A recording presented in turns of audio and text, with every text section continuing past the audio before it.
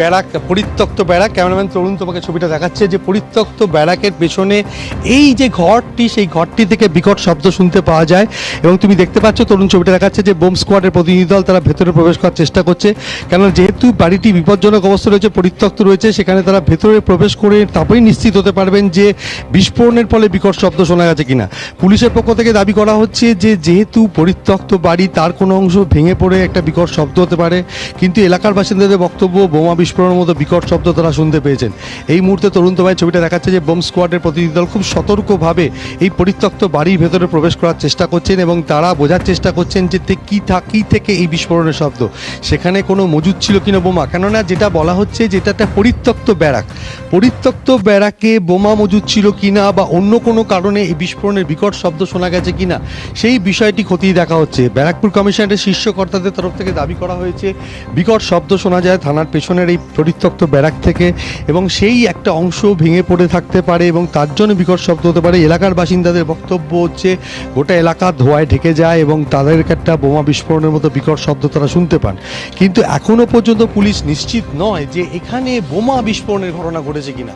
এই যে থানা চত্বর, নোয়াপাড়া থানা, ব্যারাকপুর কমিশনারে তোমাকে তরুণ ছবিটা দেখাচ্ছে যে এই যে পিছনে জঙ্গল, ঝোপ জঙ্গল, পরিত্যক্ত ব্যারাক, সেই ব্যারাকের পেছনে আচমকাই একটা শব্দ শুনতে পাওয়া যায়। সেই শব্দ শুনতে পাওয়ার পর এখানে দেখা যাচ্ছে যে বোম স্কোয়াডের যারা প্রতিনিধি তারা ভেতরে যে পরিত্যক্ত যে ব্যারাকটি রয়েছে তার ব্যারাকের ভেতরে প্রবেশ করার চেষ্টা চালাচ্ছেন এবং সেখানে আর কোনো বোমা মজুদ আছে কি না, না বোমা মজুদ থেকে বিস্ফোরণের ঘটনা ঘটেছে কি না, সেটা এখনও পর্যন্ত স্পষ্ট নয়। তবে যেটা বোঝা যাচ্ছে যে এখনও পর্যন্ত যে ঘটনা ঘটেছে, একটা দুপুরবেলা কিছুক্ষণ আগে বিকট শব্দ শুনতে পান এলাকার বাসিন্দারা। তারপরে এলাকার বাসিন্দারা আতঙ্কিত হয়ে, যেহেতু আর কয়েকদিন বাদে দ্বিতীয় দফা নির্বাচন এবং এই যে নির্বাচন যেখানে নোয়াপাড়া বিধানসভা কেন্দ্র একেবারে অন্যতম নজর করা কেন্দ্র এবং সেখানে কিছু একটা উদ্ধার হয়েছে দেখা যাচ্ছে এবং তারা খতিয়ে দেখছেন যে সেটা বারুদ কিনা। বোম স্কোয়াডের প্রতিনিধি দল তারা ভেতর থেকে একটা নমুনা দেখার চেষ্টা করছে, বোঝার চেষ্টা করছে যে সেটা কোনো বোমা মজুদ থেকে বিস্ফোরণ হয়েছে কিনা। তবে একটা যে বাড়ির একটা অংশ ভেঙে পড়ে এবং সেখানে বোমা বিস্ফোরণের ফলে ভেঙে পড়েছে না এমনি পরিত্যক্ত বাড়ি সেটা ভেঙে পড়েছে কিনা, সেই বিষয়টি পুরোটা খতিয়ে দেখা হচ্ছে। তবে এই মুহূর্তে যেটা বোম স্কোয়াডের প্রতিনিধি দল এসছেন, তারা বিষয়টি পুরো খতিয়ে দেখার চেষ্টা করছেন কী কারণে এই শব্দ হলো।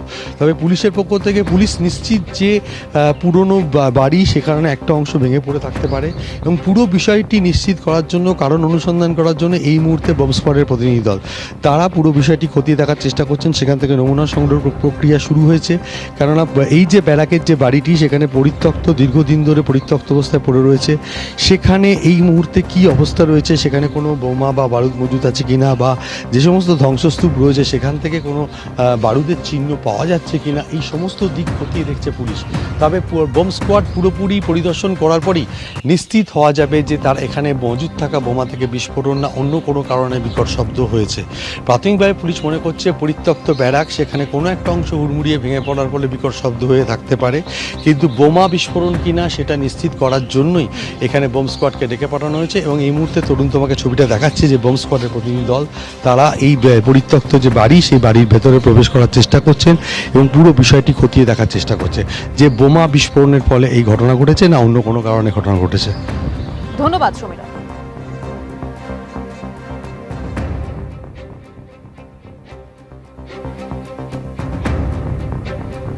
আমি হঠাৎ করে 10:10-এ আমি টিফিন করছিলাম, এখানে বসে আমাদের টিফিন করছিলাম, হঠাৎ করে বম বিস্ফোট হলো এখান থেকে। তাহলে বাচ্চারা ওখানে চিলাচিলি করলো, আর আমি বললাম কি হয়েছে, তো এরকম দেখলাম কি বম বিস্ফোট হয়েছে।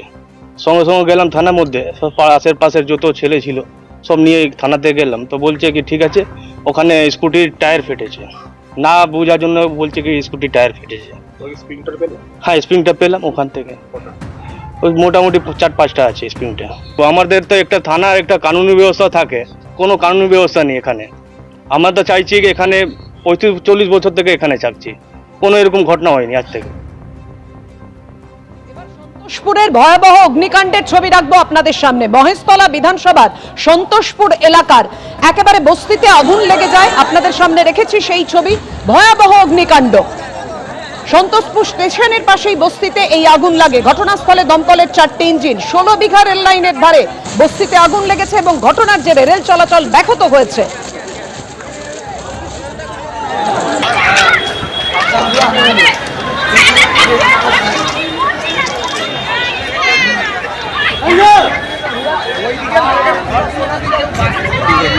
গল গল করে বেরোচ্ছে কালো ধোঁয়া। ভয়াবহ অগ্নিকাণ্ড মহেশতলায়।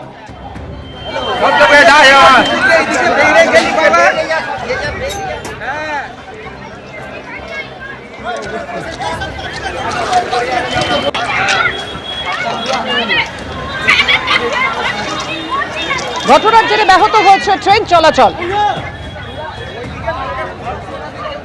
বজবজ শিয়ালদা শাখায় রেল চলাচল ব্যাহত হয়েছে এই ভয়াবহ অগ্নিকাণ্ডের জেরে।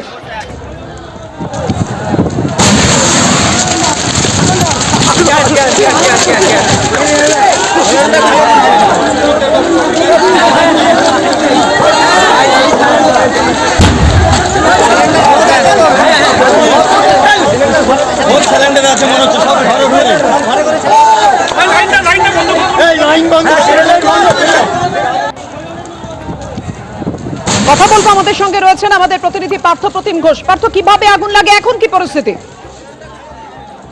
এখন আগুনকে নেভানোর জন্য কিন্তু পুরোদমে চেষ্টা চালাচ্ছে দমকলের কর্মীরা। ইতিমধ্যে দমকলের 4টে ইঞ্জিন গিয়ে পৌঁছেছে এবং দমকলের তরফ থেকে বলা হচ্ছে আরো ইঞ্জিন সেখানে পাঠানো হচ্ছে। একেবারে সন্তোষপুর রেলওয়ে স্টেশন এবং সেই সন্তোষপুর রেলওয়ে স্টেশন লাগোয়া 16 বিঘা পুরাতন বস্তি এবং সেখানেই আজকে দুপুরবেলা অগ্নিকাণ্ডের ঘটনা ঘটে এবং ভয়াবহ সেই অগ্নিকাণ্ড দেখতে পাচ্ছ এবং যার জেরে রেল চলাচল ব্যাহত হয়েছে এবং ইতিমধ্যেই কিন্তু সেখানে একের পর এক ঝুপড়ি, দোকান সেই সব পুড়ে খাক হয়ে গিয়েছে এবং সেই জায়গায় যে আগুনের যে লেলিয়ান শিখা, সেই লেলিয়ান শিখা একের পর এক যে দোকানগুলো ছিল, ঝুপড়ি ছিল, সেগুলোকে গ্রাস করে নিয়েছে।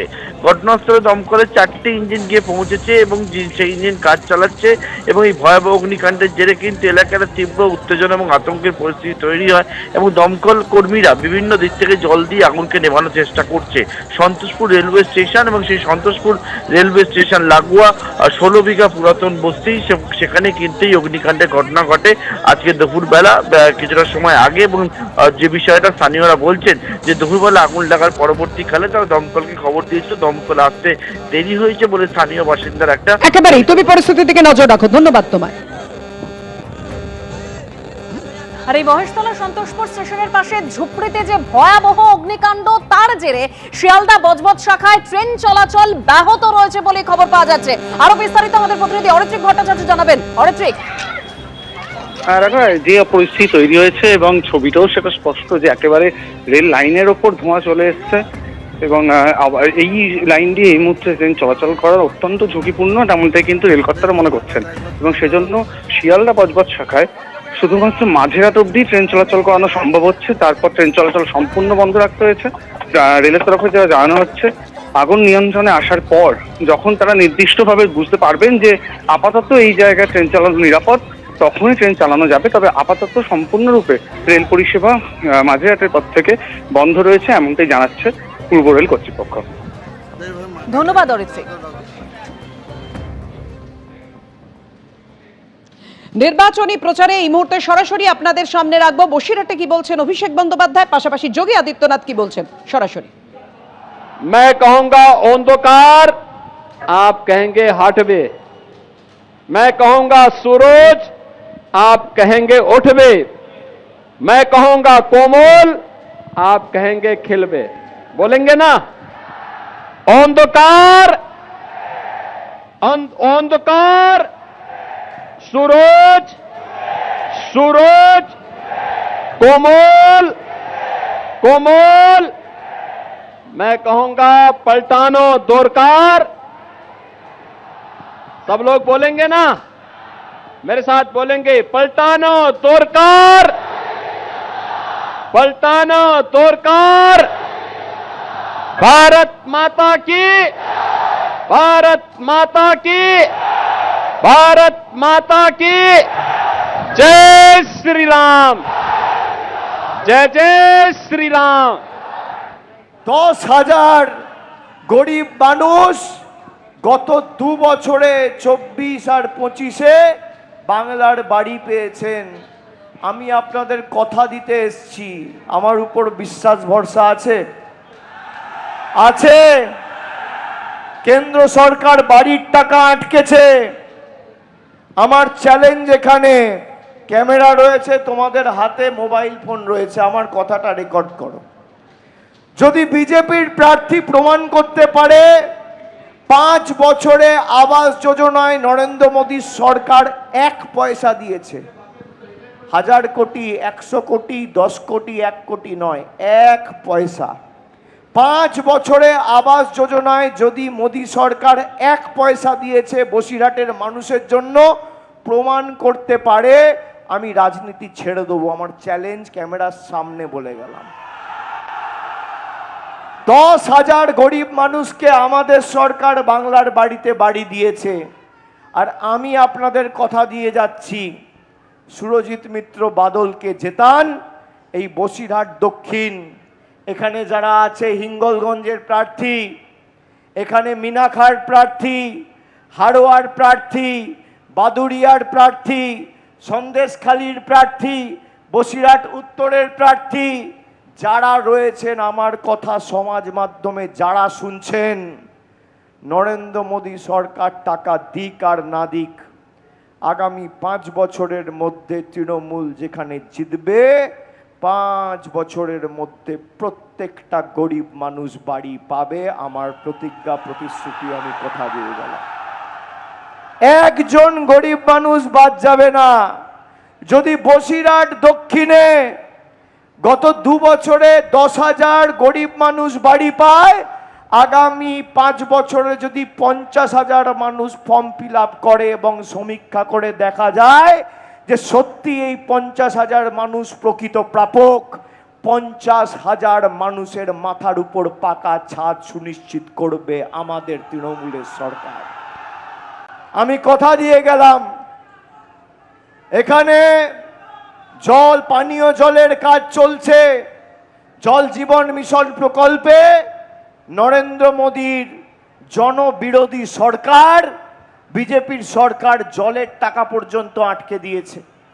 তার ব্যবস্থা আমরা করব। এই কাজ যত দ্রুত সম্পূর্ণ হবে আমরা চেষ্টা করব নজরদারিতে রেখে কত তাড়াতাড়ি কাজ কমপ্লিট করা যায় আমি নিজে অগ্রাধিকার দিয়ে দেখব। আর ভ্যাবলা স্টেশনের পাশে যে আন্ডারপাস, এখানে দীর্ঘদিনের দাবি, এখানে আমাদের সাংসদ এই মুহূর্তে নেই।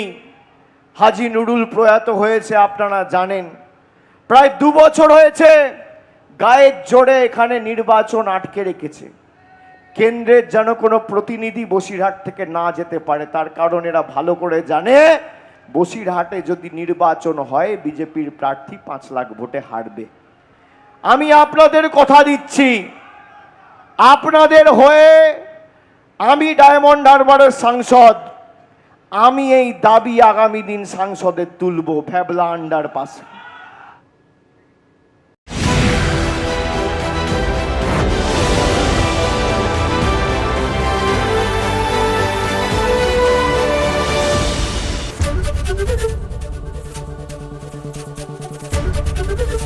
काटू क्या अभी काटू?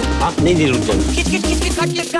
गेम कोई भी हो, पकड़ मजबूत होनी चाहिए। सीमेंट से पकड़ बनाए मजबूत। SRMB 550D TMT बार।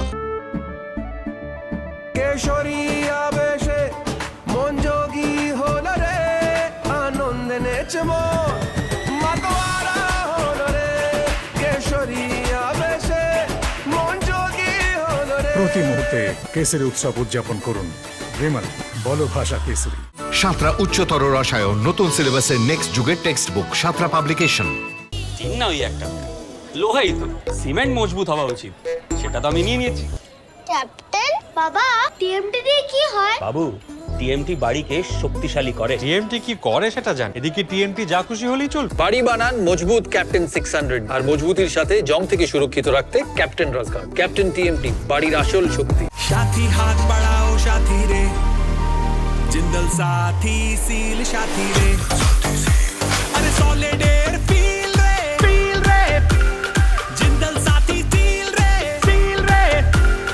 एटा আসল স্টেনলেস স্টিল রে, কোয়ালিটিতে দম আছে সাথী রে, বিজনেস গ্রো করবে সাথী রে, টাইমলেস এর লুকটা সাথী রে, ও জিন্দল সাথী সিল সাথী রে। जिंदल साथी सील होले সেটা আসল স্টেনলেস স্টিল।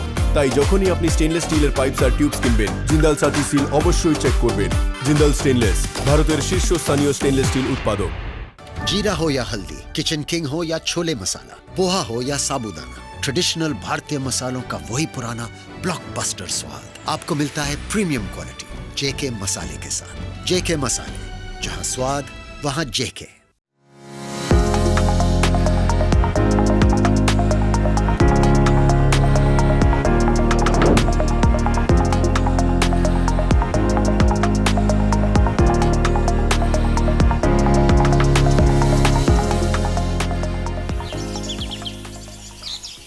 বিসরকার জহুরিতে বর্ষবরণ অফার, সোনার গহনায় প্রতি 10 গ্রামে 7,500 টাকা ছাড়, হীরের গহনার মজুরিতে ফ্ল্যাট 50% ছাড়, পুরনো সোনা বিনিময়ে 100% এক্সচেঞ্জ মূল্য। বিসরকার জহুরি।